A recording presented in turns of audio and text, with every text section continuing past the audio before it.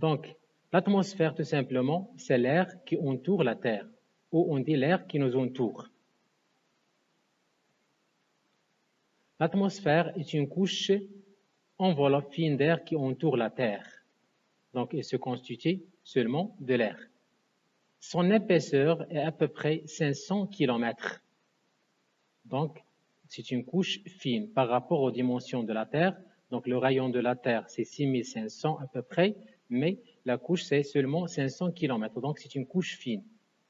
Elle tourne avec la rotation de la Terre. Ça veut dire que l'atmosphère aussi, elle tourne avec la rotation de la Terre.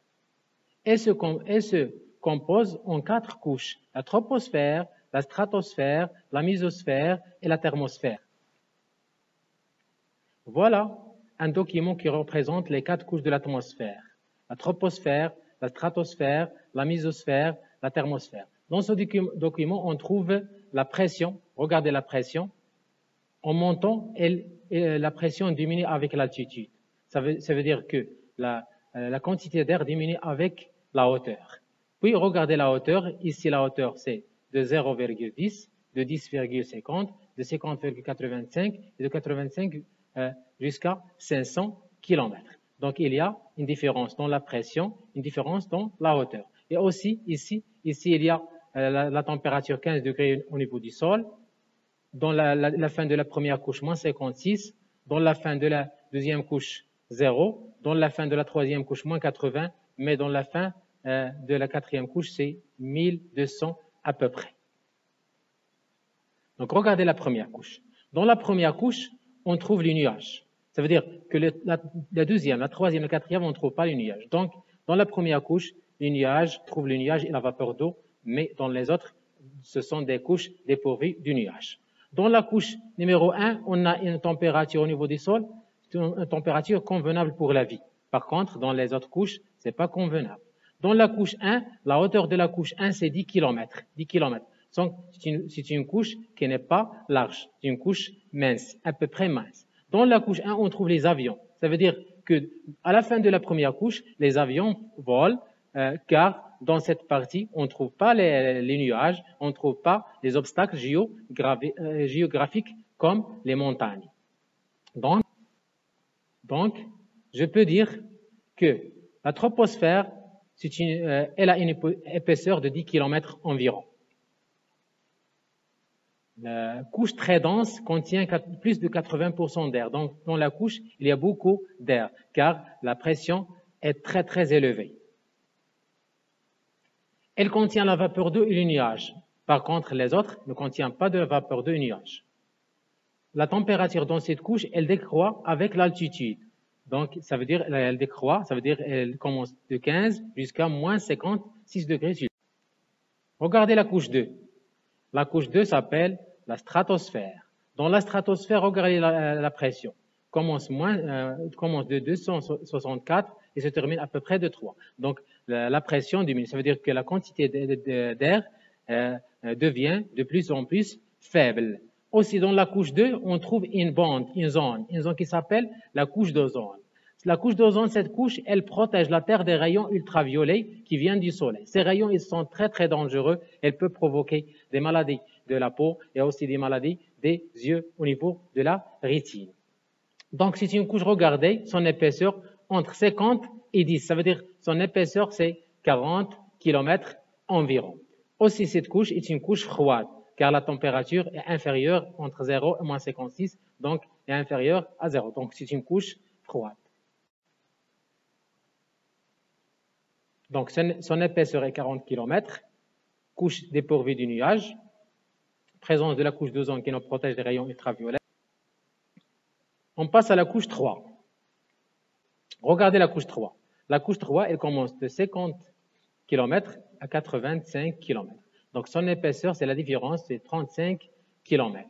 35 km. C'est une couche où la température est à moins 90 degrés Celsius. Donc, c'est une couche très froide. C'est une couche très froide. Aussi, dans cette couche, on trouve les étoiles filantes. Donc, ça veut dire les météorites se détruisent dans cette partie de l'atmosphère. Donc, son épaisseur est 35 km. C'est la couche la plus froide de l'atmosphère. Elle protège la Terre des météorites. Dans cette couche, on voit les étoiles. Donc, regardez la couche 4, la thermosphère.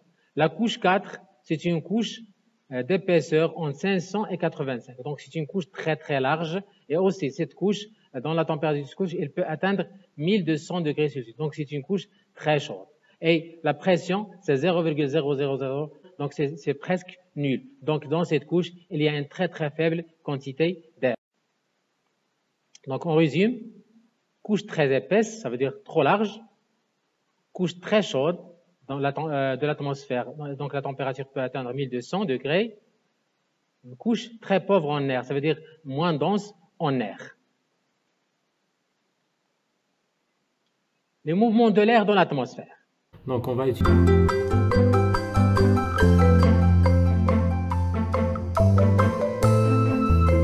utiliser une bougie pour faire une petite expérience.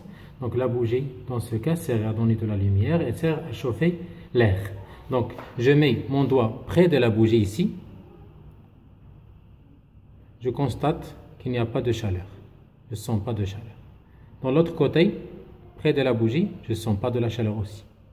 Dans le côté avant, près de la flamme, je ne sens pas de la chaleur.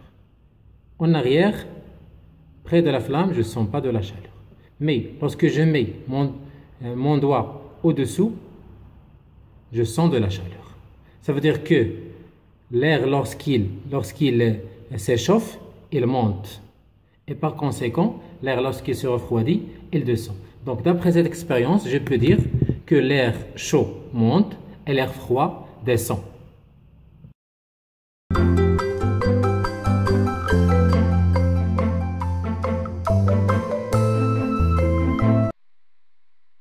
À l'aide d'un gobelet et de papier d'aluminium, préformons deux récipients dont le fond est attaché à une ficelle en son milieu. Accrochons ces deux récipients métalliques vides, leur ouverture étant dirigée vers le bas, à une baguette de bois d'environ 1 mètre de long, placée en équilibre sur un couteau de cuisine fixé à un support. Lorsque cette balance est équilibrée, approchons une bougie allumée sous l'ouverture de l'un des récipients. Celui-ci s'élève rapidement. Refaisons la même expérience avec l'autre récipient. C'est maintenant celui-ci qui s'élève.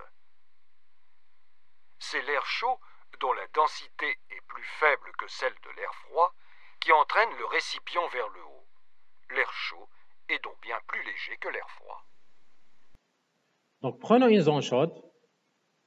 Donc, la zone chaude, ça veut dire lorsque l'air se réchauffe, il monte. Donc, l'air chaud monte. Par contre, si nous prenons une zone froide, dans la zone froide, l'air va descendre. Donc, dans la zone chaude, puisque l'air va monter, donc on aura une faible quantité d'air. Donc, cette zone sera une zone de basse pression qu'on appelle zone de dépression. Pour la zone froide, la zone sera riche en air. Donc, devra très, très, très forte. On dit c'est une zone anticyclone. Lorsqu'on a deux zones voisines, une froide et une chaude, une zone A et une zone D, donc dans ce cas, l'air peut se déplacer de la zone froide vers la zone chaude, de la zone A vers la zone D. Donc, ce déplacement rapide d'air s'appelle le vent. Donc, on résume, si la température augmente dans une zone, alors son air monte et on obtient une zone de basse pression qu'on appelle D. Quand la température diminue, l'air se refroidit, puis descend, on obtient une zone de haute pression qu'on appelle zone anticyclone A. Le vent, tout simplement, c'est un déplacement horizontal d'air d'une zone de haute pression A vers une zone de basse pression D. Conclusion, donc, on a deux types de mouvements d'air, vertical à cause du changement de température et horizontal à cause du changement de pression. Le mouvement horizontal s'appelle le vent. Remarque, l'atmosphère donc joue un rôle très important dans la vie des êtres vivants. Il nous protège des rayons ultraviolets du soleil grâce à la couche d'ozone. Elle protège la Terre des météorites. Elle maintient une température idéale sur la vie. Ça veut dire s'il n'y a pas d'atmosphère, la température sera très très haute en jour et très très basse en nuit. Elle permet aux êtres vivants de respirer. Exercice. Regardez le schéma suivant, où on a une courbe. Sur chaque courbe, on trouve un nombre. Donc, ces courbes s'appellent les lignes isobares. Ça veut dire que la pression sur la ligne ne change pas, elle reste la même.